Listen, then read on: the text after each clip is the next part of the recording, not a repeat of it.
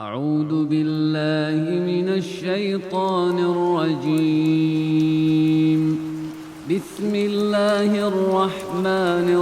الرحيم. الحمد لله رب العالمين، الرحمن الرحيم، مالك يوم الدين. إياك نعبد وإياك نستعين.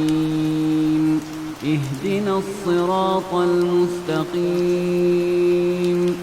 صراط الذين أنعمت عليهم غير المغضوب عليهم ولا الضالين.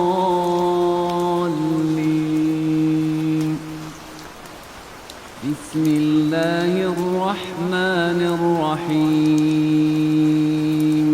ألف لام ميم. ذلك الكتاب لا ريب فيه هدى للمتقين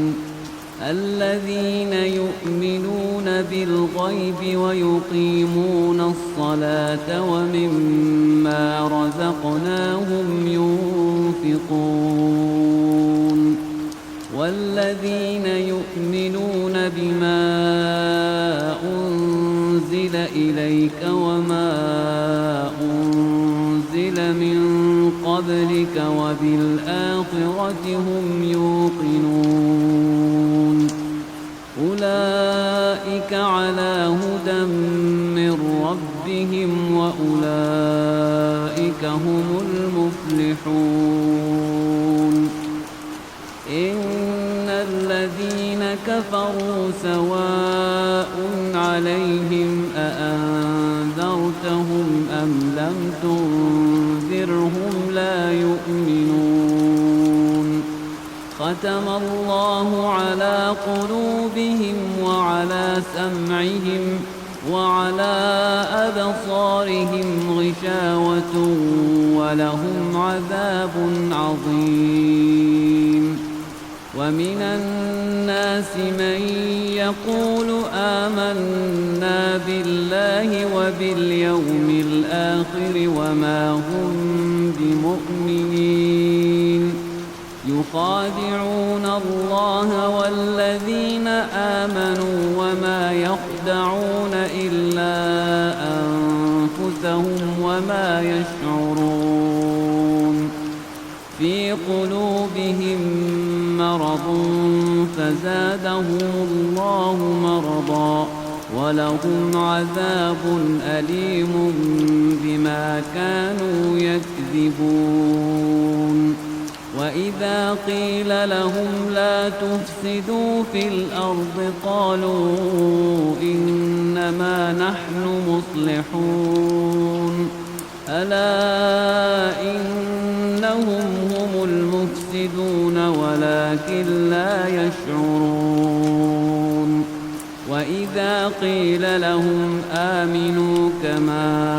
آمن الناس قالوا أنؤمن كما آمن السفهاء. ألا إنهم هم السفهاء ولكن لا يعلمون. وإذا لقوا الذين آمنوا قالوا آمنا وإذا خلوا إلى شياطينهم قالوا إنا معكم إنما نحن مستهزئون. الله يستهزئ بهم ويمدهم في طغيانهم يعمهون. أولئك الذين اشتروا الضلالة بالهدى فما ربحت تجارتهم وما كانوا مهتدين. مثلهم كمثل الذي استوقد نارا فلما أضاءت ما حوله فلما أضاءت ما حوله ذهب الله بنورهم وتركهم في ظلمات لا يبصرون صم بكم عمي فهم لا يرجعون أو كصيب من السماء فيه ظلمات ورعد وبرق يجعلون أصابعهم في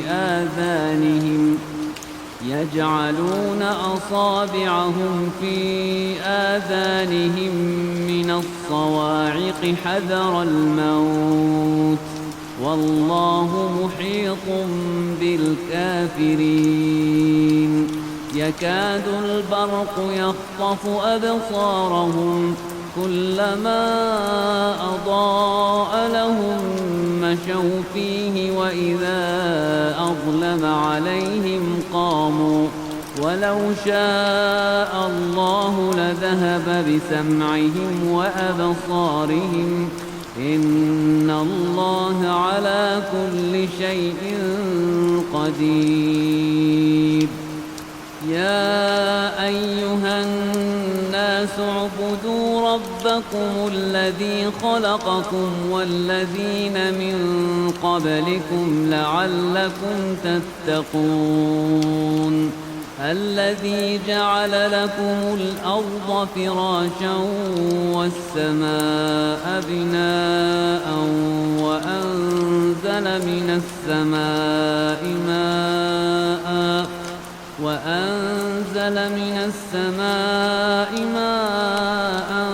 فأخرج به من الثمرات رزقا لكم فلا تجعلوا لله أندادا وأنتم تعلمون وإن كنتم في ريب مما نزلنا على عبدنا فأتوا بسورة من مثله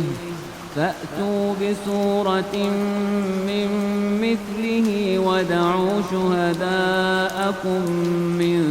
دون الله إن كنتم صادقين فإن لم تفعلوا ولن تفعلوا فاتقوا النار التي وقودها الناس والحجارة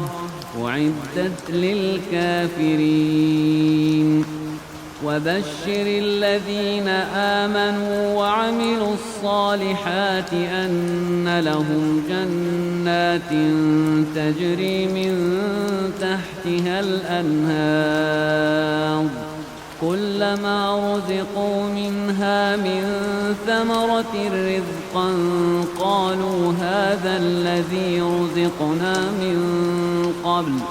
وأتوا به متشابها ولهم فيها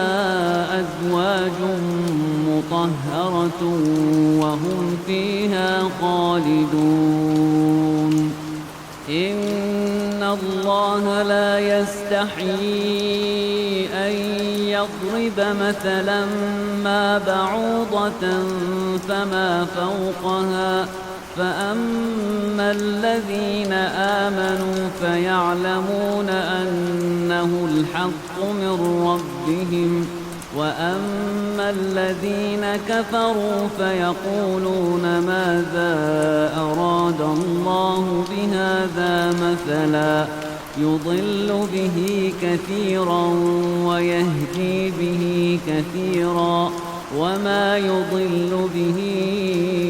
إلا الفاسقين الذين ينقضون عهد الله من بعد ميثاقه ويقطعون ما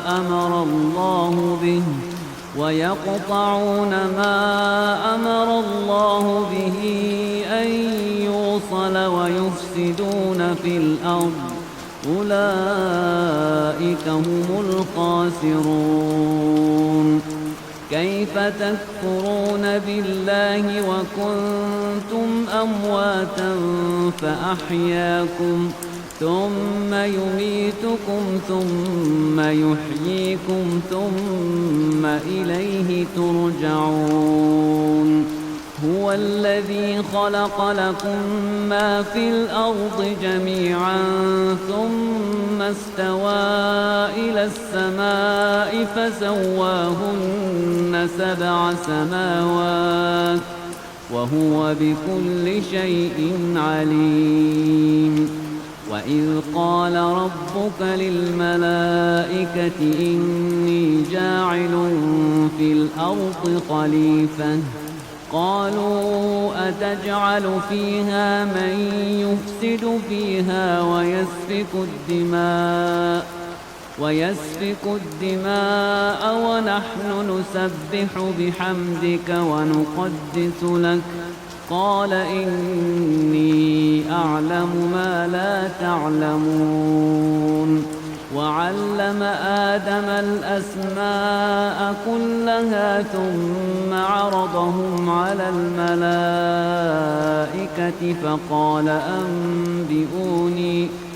فقال أنبئوني بأسماء هؤلاء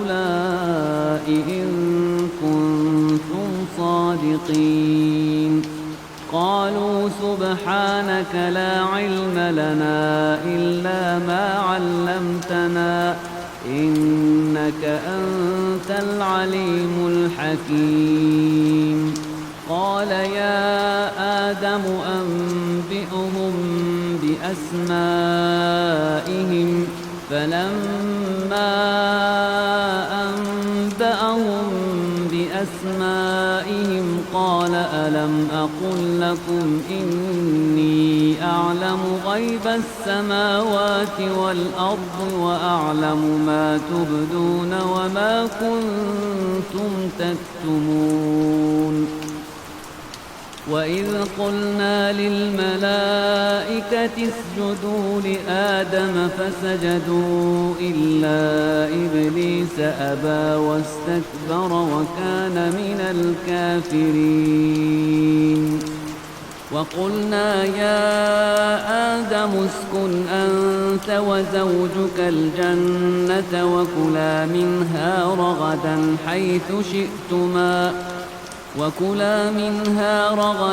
حيث شئتما ولا تقربا هذه الشجرة فتكونا من الظالمين فأزلهما الشيطان عنها فأخرجهما مما كانا فيه وقلنا اهبطوا بعضكم لبعض عدو ولكم في الأرض مستقر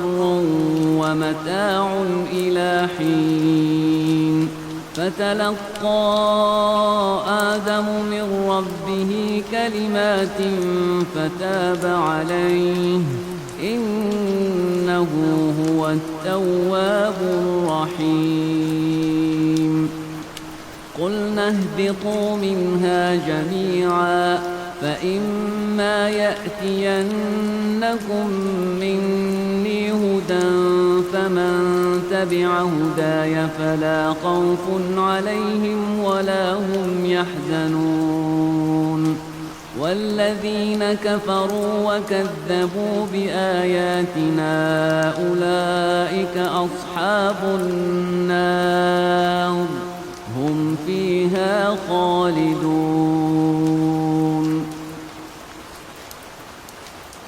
يا بني إسرائيل اذكروا نعمتي التي أنعمت عليكم وأوفوا بعهدي أوف بعهدكم وإياي فارهبون وآمنوا بما أنزلت مصدقا لما معكم ولا تكونوا أول كافر به ولا تشتروا بآياتي ثمنا قليلا وإياي فاتقون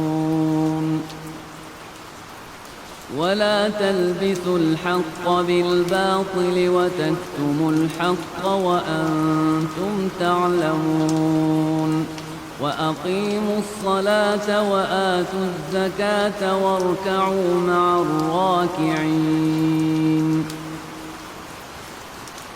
أتأمرون الناس بالبر وتنسون أنفسكم وأنتم تتلون الكتاب أفلا تعقلون واستعينوا بالصبر والصلاة وإنها لكبيرة إلا على الخاشعين الذين يظنون أنهم ملاقو ربهم وأنهم إليه راجعون يا بني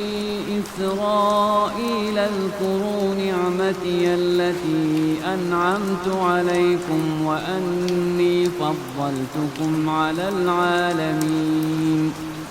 واتقوا يوما لا تجزي نفس عن نفس شيئا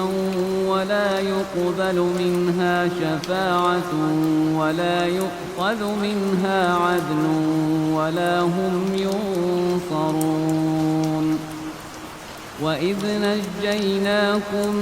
من آل فرعون يسومونكم سوء العذاب يذبحون أبناءكم ويستحيون نساءكم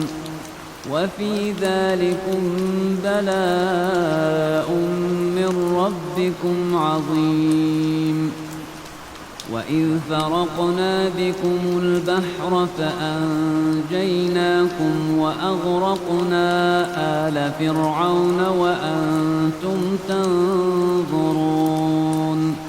وإذ واعدنا موسى 40 ليلة ثم اتخذتم العجل من بعده وأنتم ظالمون ثم عفونا عنكم من بعد ذلك لعلكم تشكرون وإذ آتينا موسى الكتاب والفرقان لعلكم تهتدون وإذ قال موسى لقومه يا قوم إنكم ظلمتم أنفسكم باتخاذكم العجل فتوبوا إلى بارئكم فاقتلوا أنفسكم ذلكم خير لكم عند بارئكم فتاب عليكم إنه هو التواب الرحيم وإذ قلتم يا موسى لن نؤمن لك حتى نرى الله جهرة فأخذتكم الصاعقة وأنتم تنظرون ثم بعثناكم من بعد موتكم لعلكم تشكرون وظللنا عليكم الغمام وأنزلنا عليكم المن والسلوى كلوا من طيبات ما رزقناكم وما ظلمونا ولكن كانوا أنفسهم يظلمون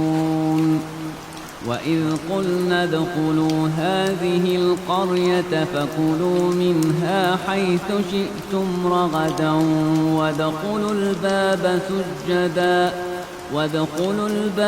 سجدا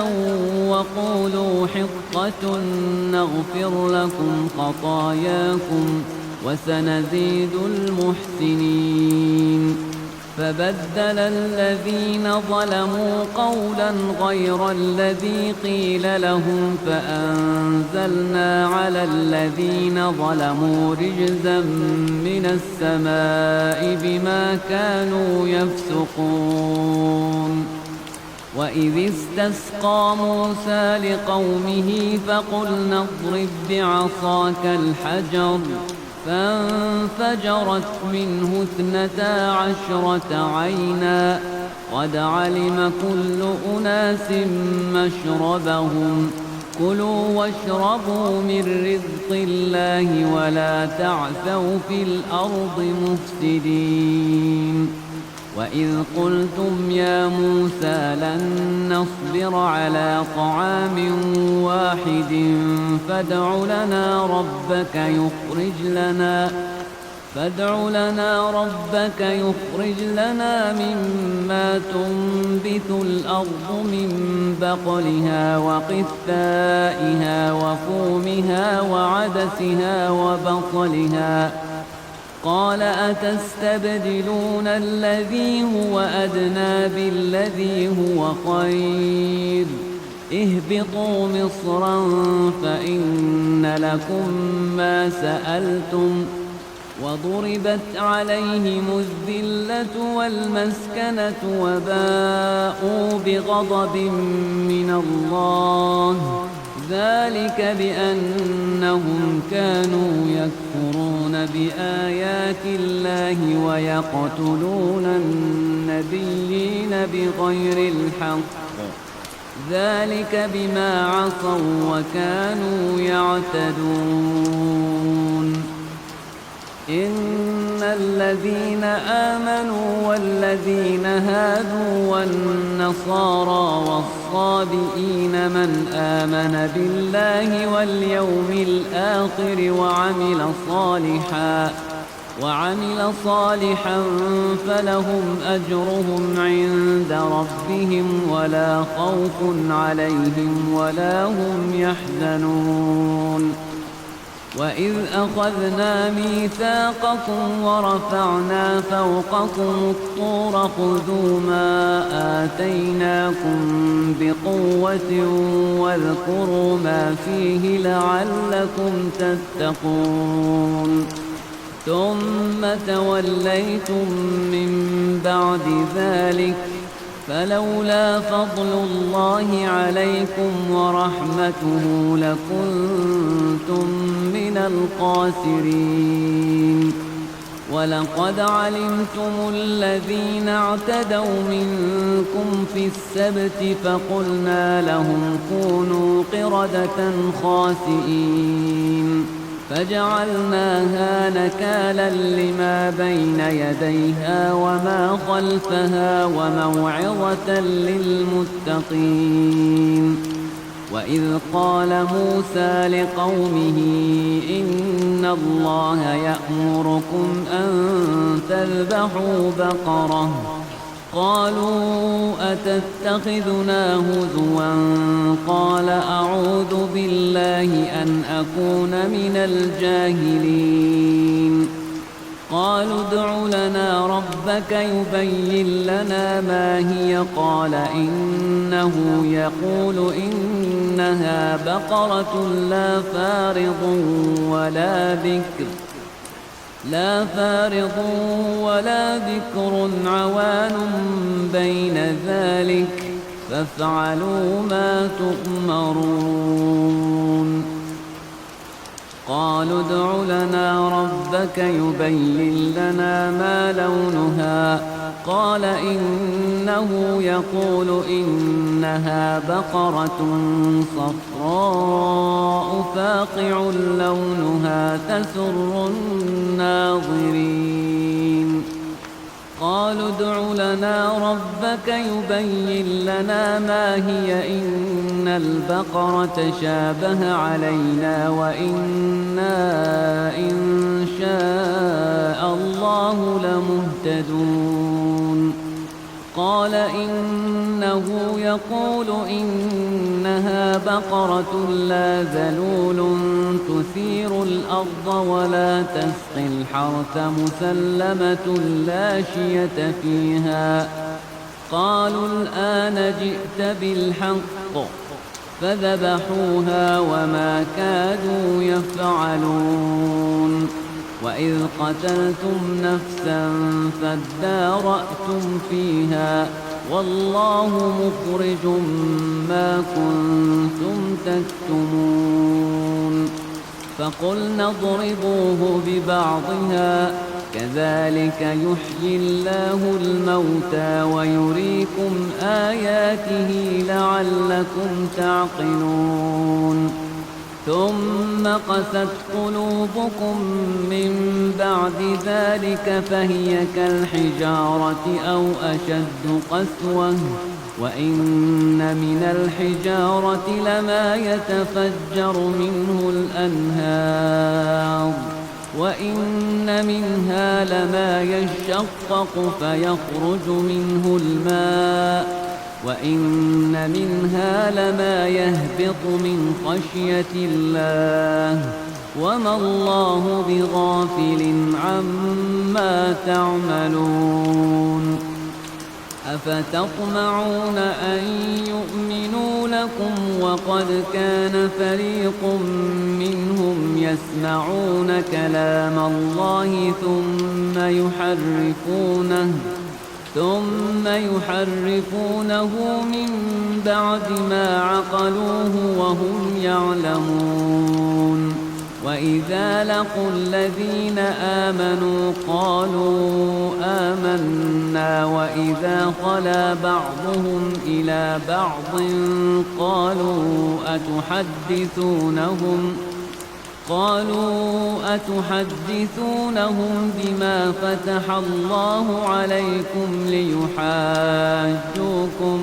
به عند ربكم أفلا تعقلون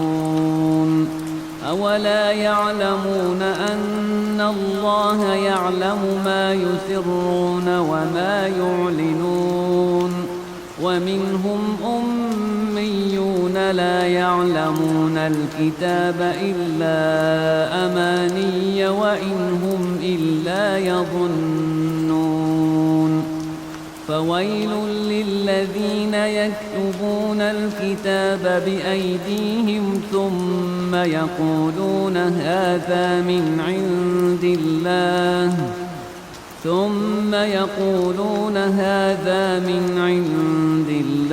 ليشتروا به ثمنا قليلا فويل لهم مما كتبت أيديهم وويل لهم مما يكسبون وقالوا لن تمسنا النار إلا أياما معدودة قل أتخذتم عند الله عهدا فلن يخلف الله عهده أم تقولون على الله ما لا تعلمون بلى من كسب سيئة وأحاطت به خطيئته فأولئك أصحاب النار هم فيها خالدون والذين آمنوا وعملوا الصالحات أولئك أصحاب الجنة هم فيها خالدون وإذ أخذنا ميثاق بني إسرائيل لا تعبدون إلا الله وبالوالدين إحسانا وذي القربى واليتامى والمساكين وقولوا للناس حسنا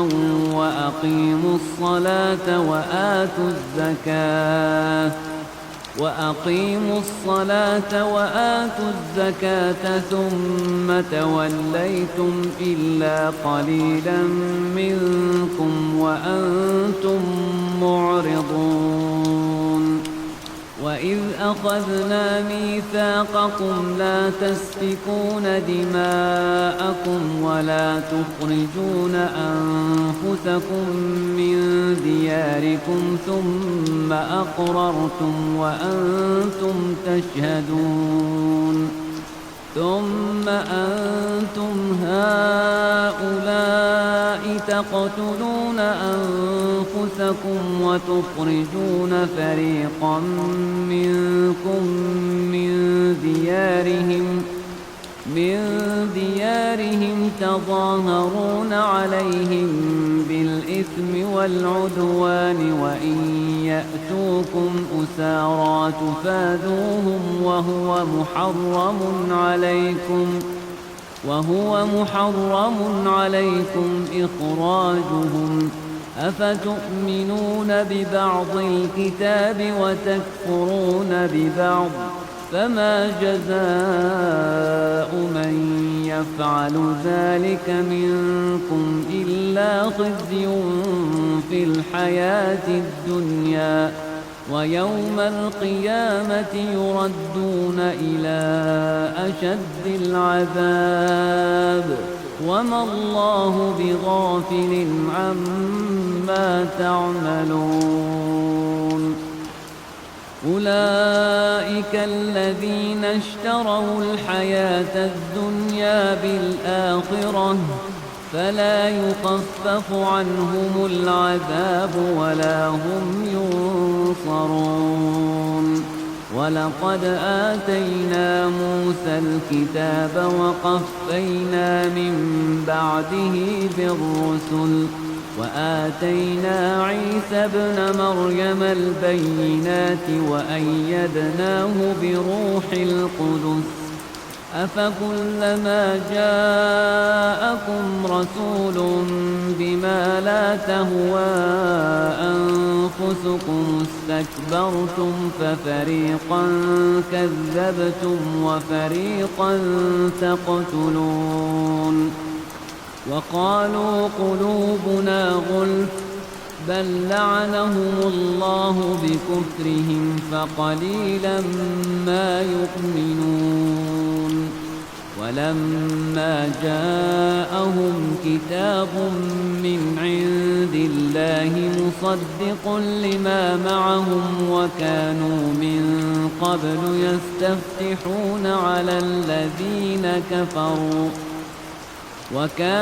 من قبل يستفتحون على الذين كفروا فلما جاءهم ما عرفوا كفروا به فلعنة الله على الكافرين بئس ما اشتروا به أنفسهم أن يكفروا بما أنزل الله بغيا أن ينزل الله من فضله على من يشاء من عباده فباءوا بغضب على غضب وللكافرين عذاب مهين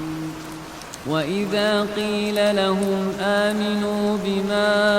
أنزل الله قالوا نؤمن بما أنزل علينا ويكفرون بما وراءه وهو الحق مصدقا لما معهم قل فلم تقتلون أنبياء الله من قبل إن كنتم مؤمنين ولقد جاءكم موسى بالبينات ثم اتخذتم العجل من بعده وأنتم ظالمون وإذ أخذنا ميثاقكم ورفعنا فوقكم الطور خذوا ما آتيناكم بقوة واسمعوا قالوا سمعنا وعصينا وأشربوا في قلوبهم العجل بكفرهم قل بئس ما يأمركم به إيمانكم إن كنتم مؤمنين قل إن كانت لكم الدار الآخرة عند الله خالصة من دون الناس فتمنوا الموت إن كنتم صادقين ولن يتمنوه أبدا بما قدمت أيديهم والله عليم بالظالمين ولتجدنهم أحرص الناس على حياة ومن الذين أشركوا يود أحدهم لو يعمر 1000 سنة وما هو بمزحزحه من العذاب أن يعمر والله بصير بما يعملون قل من كان عدوا لجبريل فإنه نزله على قلبك بإذن الله مصدقا لما بين يديه وهدى وبشرى للمؤمنين من كان عدوا لله وملائكته ورسله وجبريل وميكال فإن الله عدو للكافرين ولقد أنزلنا إليك آيات بينات وما يكفر بها إلا الفاسقون أوكلما عاهدوا عهدا نبذه فريق منهم بل أكثرهم لا يؤمنون ولما جاءهم رسول من عند الله مصدق لما معهم نبذ فريق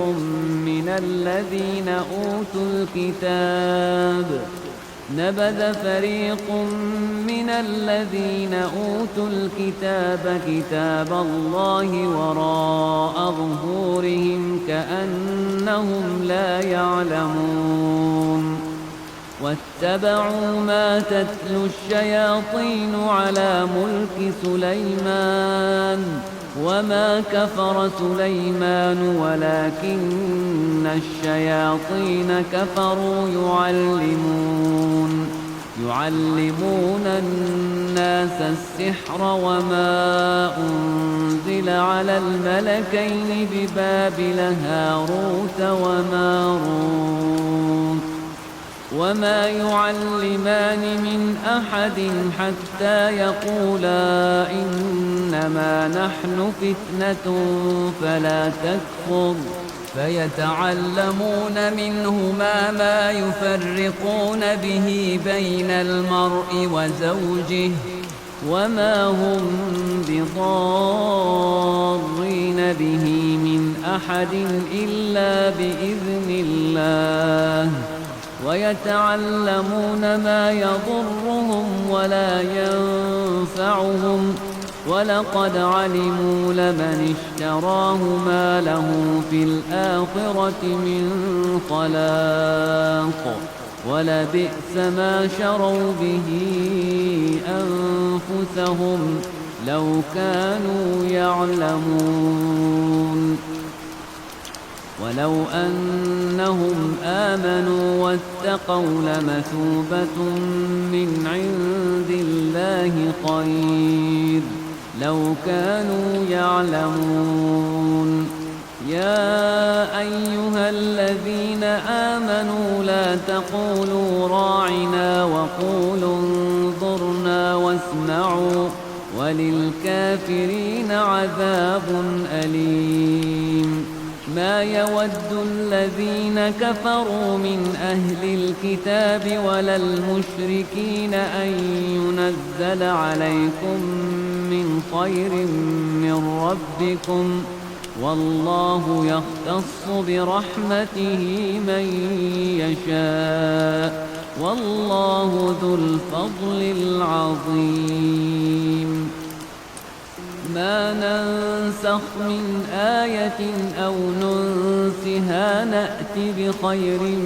منها أو مثلها ألم تعلم أن الله على كل شيء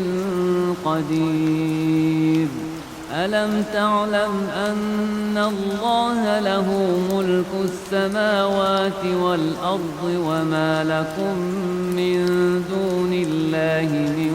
ولي نصير أم تريدون أن تسألوا رسولكم كما سئل موسى من قبل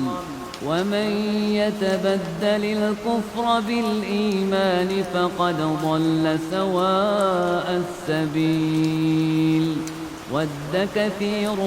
من أهل الكتاب لو يردونكم من بعد إيمانكم كفارا حسدا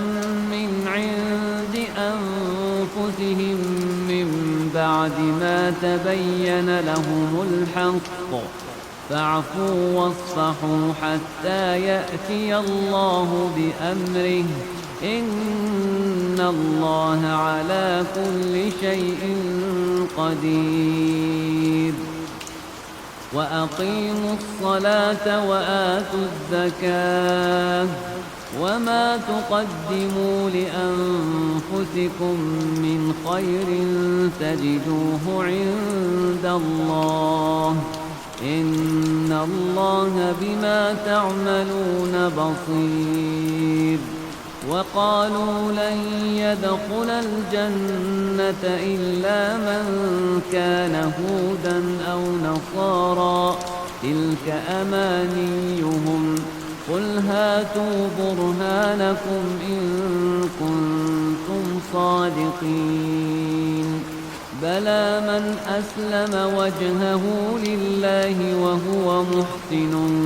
فله أجره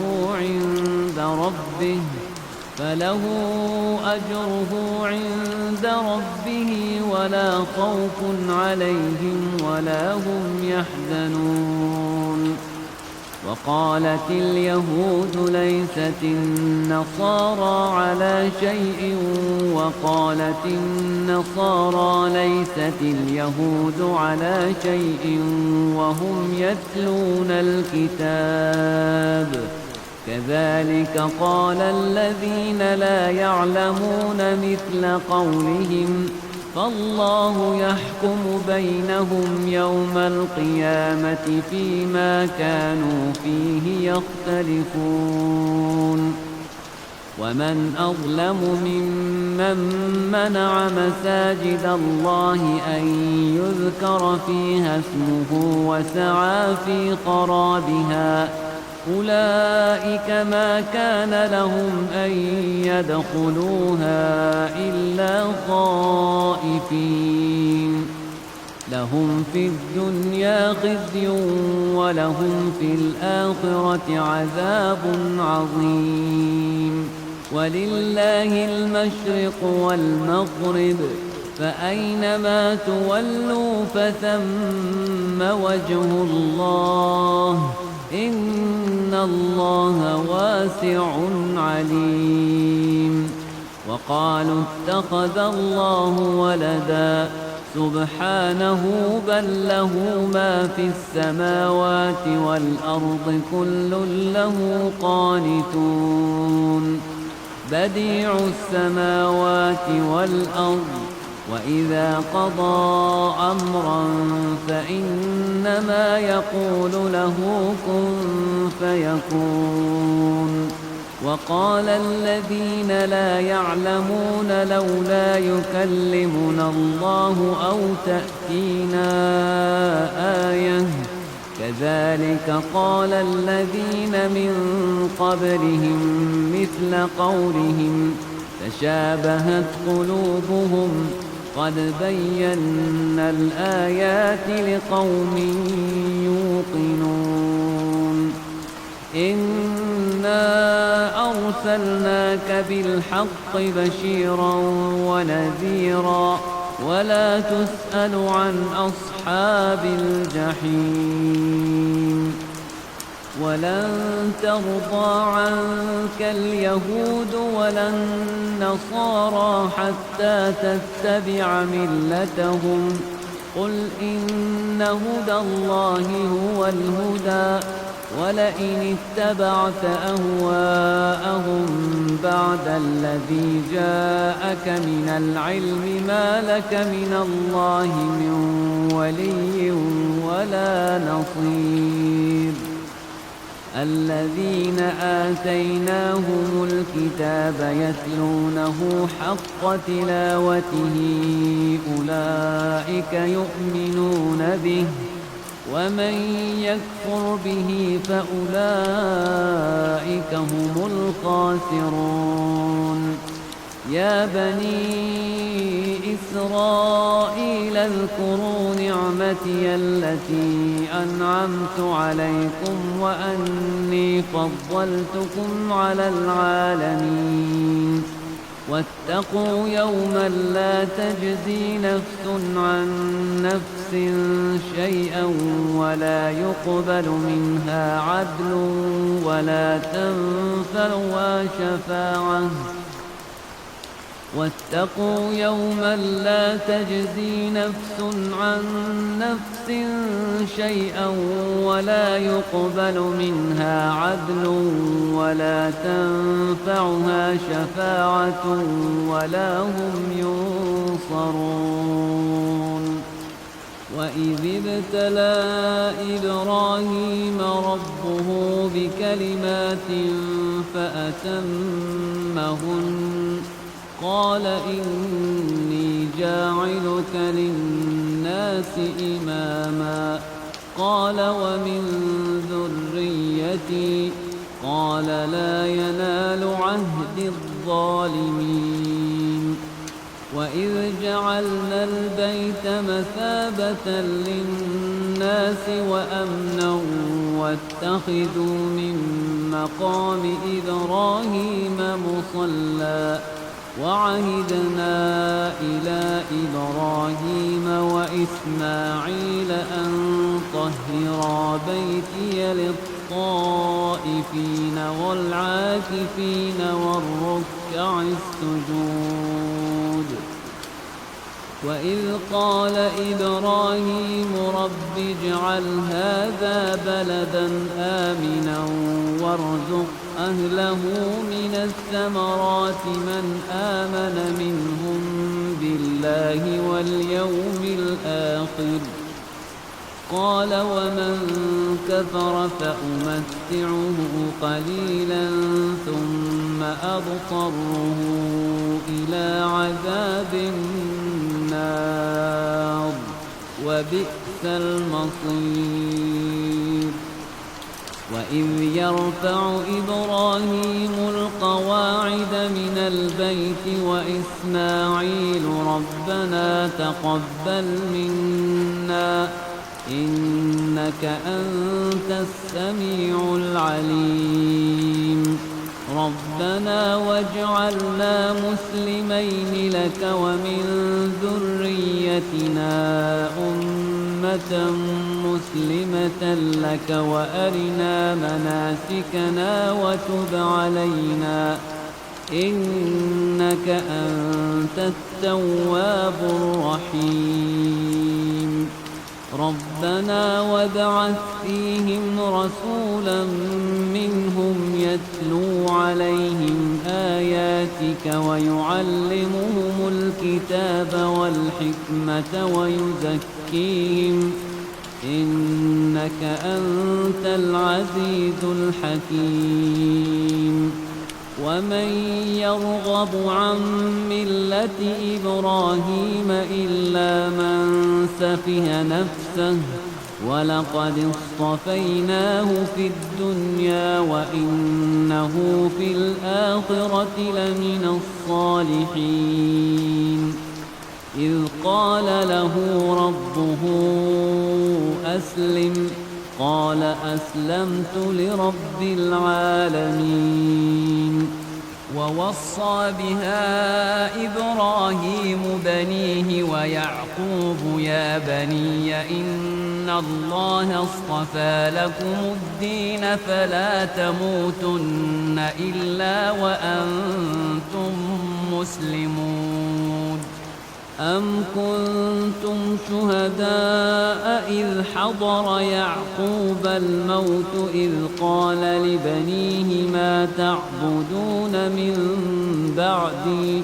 قالوا نعبد إلهك وإله آبائك إبراهيم وإسماعيل وإسحاق إلها واحدا ونحن له مسلمون تلك أمة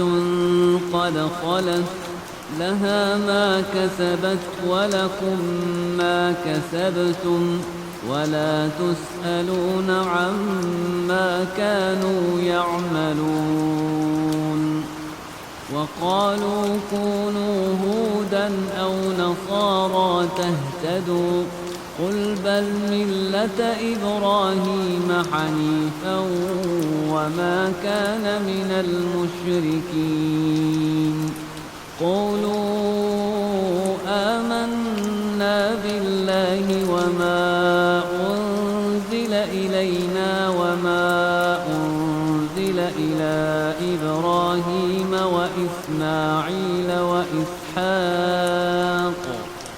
وإسماعيل وإسحاق ويعقوب والأسباط وما أوتي موسى وعيسى وما أوتي النبيون